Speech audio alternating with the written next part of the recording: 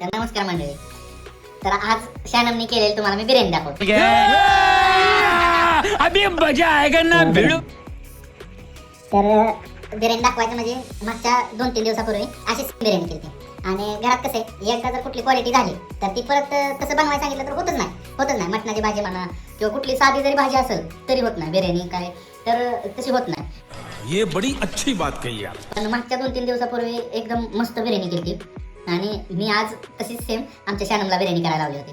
तर आज ही असे सेम टू सेम बिर्याणी खायला एक नंबर, क्वालिटी एक सेम टू सेम झाली, काहीच बदल नाही. बसले आमचे चॅनल ह्याच्यात बिर्याणी केली आणि बिर्याणी दाखवायचं म्हणजे ह्या बिर्याणीत असं विशेष असं काही जास्त टाकलेलं नाही. कच्चा मसाला काय टाकलेला आहे, थोडंफार कच्चा मसाला वगैरे टाकलेला आहे आणि चिकन वगैरे राईस आहे. आता बिर्याणी खातो पोट भरून. चिकन आहे ना एकदम असं मस्त मध्ये शिजलं आहे, एकदम मस्त लागते बिर्याणी.